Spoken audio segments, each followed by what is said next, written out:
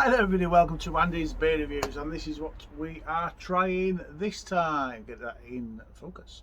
This is Roadtripper. It's a double dry hopped IPA from the Great Northeast Brewing Company in Gateshead. It's 5%. I'm right. 5% ABV. It says passion fruit and mango on the front, so a little hint there of what we should be tasting, I suppose, and getting some of the aroma of. Let's get out of the glass. Let's get out of the glass. Work second time. Not out of the glass, out of a bottle. One of those days today. Out of the bottle into a glass is what I meant to say. This is another one that I got from Crafty Merlin's, the micropub and bottle shop in Darlington. And again, I think it cost me £2. I'm not sure, something like that. Right, okay. You don't see the glass, you'll see that. Right. I'll get there. Did have a sneaky little look at this one, and I think this is a seasonal beer that they have. What I did mean to have a look at is because the only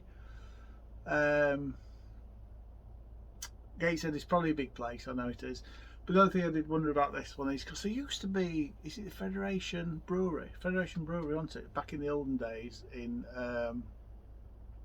Gateshead. So yeah, to be fair, if these guys beat those, then it's not difficult, to be fair, because Federation were not very good. But never mind.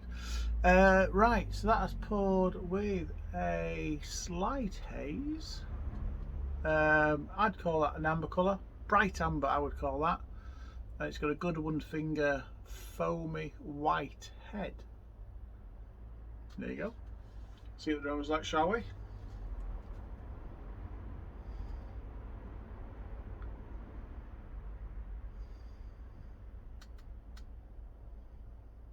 I have to say, that mango, the passion fruit, it says on the label, is coming through on the aroma. Getting some, get a bit of toffee through on that as well. So toffee will be coming from the malts, and I'm guessing the mango and passion fruit from the hops then. That's nice then, that's very nice. Oh, that's just a bit of foam. Right, taste. Cheers, everybody.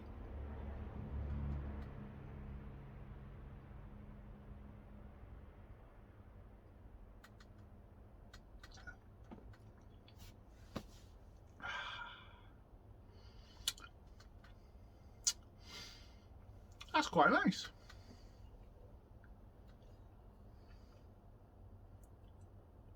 Great Northeastern Brewing Company Limited.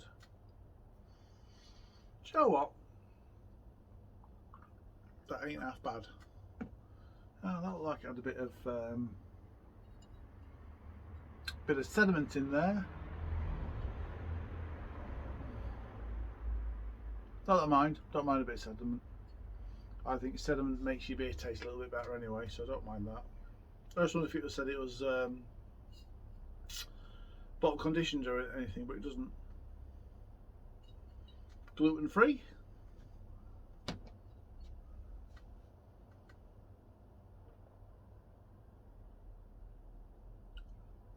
In fact, gluten free usually means it's unfined.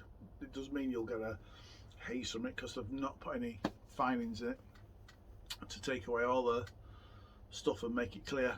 So yeah, that's what that means. Yeah, sorry, back to the beer. Miles away then, miles away. Again, it's been work, you know, it's like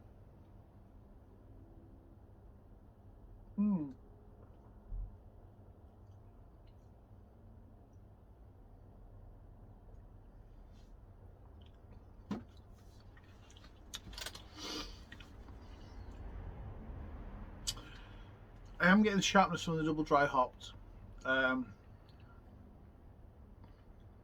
Maybe lacking a little bit of the flavour though. So it is double dry hopped, if I'm being brutally honest. But it is nice. So just a quick recap. So from the aroma, we got the mango, we got the passion fruit. Pardon me. A little bit of sweet toffee on the aroma.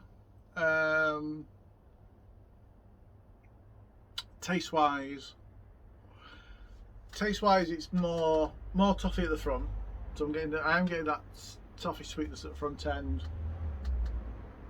Definitely some mango in there, and then some really real mild, a real hint of passion fruit at the back end.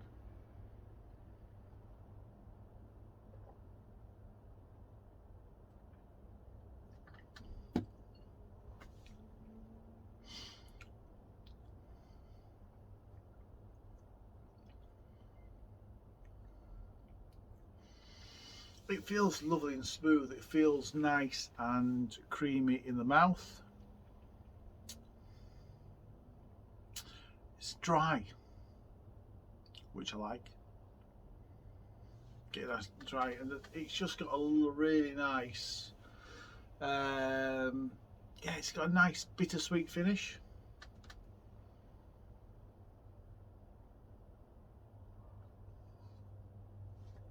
To be fair, not a lot more to be said about it. It's a really simple IPA, a really simple double dry hopped IPA, but it works really nice, really well. A little bit left in there. It has got a bit of sediment in there. Not a problem for me. Like I said, I don't mind a bit of sediment in my beer. I always think it gives it that little bit more body, makes it a little bit more tasty. Roadtripper, nice.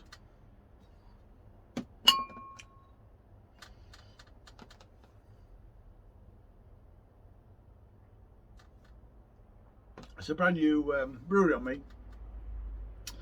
Never tried it before, but I'm glad I have tried them. It's the sort of brewery I will look out for a little bit more in the future, if I'm being honest.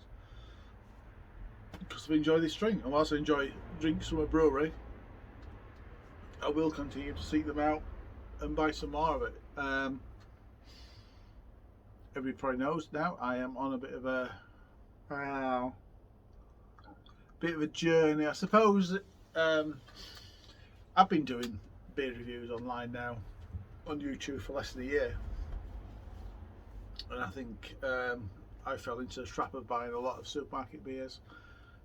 Relatively, not always, but usually relatively cheap supermarket beers, and nothing wrong with that whatsoever. But whilst the brewery is selling beers cheap to a supermarket, one, they're not making any money out of it. If they're not making any money out of it, they're probably not putting as much into it as they could be, flavour wise. Not always true. I'm going to take that back a little bit, because you can get some, and I've got some in here and I love them. You can get some cracking supermarket beers, absolutely cracking supermarket beers. But you know what, they skimp a little bit on the profits, and if they're not making as much profit, they're going to find it difficult as a business from a cash flow perspective. I think I'm just on a little bit of a soapbox at the moment to buy more, like I have in this instance, from a local retailer, and hopefully buying from a local retailer, you know, your local businesses, your local brewery, your local, in this case, a micro pub, just make a little bit more money, a little bit more profit. And I think at the moment that's what it's all about for me. It's about just trying to help the little men as much as possible. You know, back end of last year, the pandemic, a Yorkshire brewery went under, and partly probably because it's a Yorkshire brewery, and partly because they're, pardon my French, a bloody good Yorkshire brewer. Upset me a lot, if I'm being honest. And I wish I could have done more to save them, and I couldn't. And so this is now my way, is to promote smaller independent breweries and small independent retailers. So and I'll continue to do that as long as I can. Nothing with supermarket beers. I still buy beers from supermarket, but it's secondary to me now. I'll buy them from my bottle shop. I'll buy them from micro pubs. I'll buy direct from breweries now. They're my main ways in now, but I think it's still, as a reviewer, I think it's still important for me to review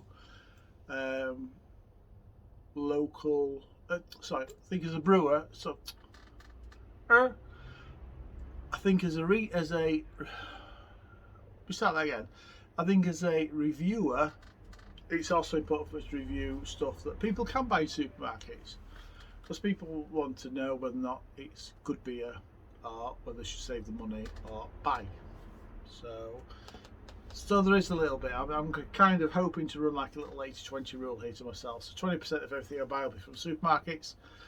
The rest of it will be from independent retailers and therefore independent brewers. And I'll buy direct from independent brewers where I can.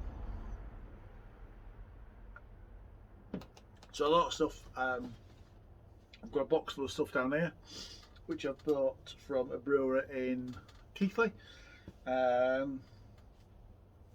Wonderful brewer, and I will just check it while I had down there. I didn't realise I had that beer in there. Yeah, no, I'll do that because I think it's I think these small independent brewers are worth supporting. Anyway, back to the beer. On the aroma, mango and passion fruit and a little bit of toffee. On the taste, follow the nose, probably a little bit more toffee, a little bit more mango, and a hint of passion fruit. Overall, it was a lovely, smooth beer.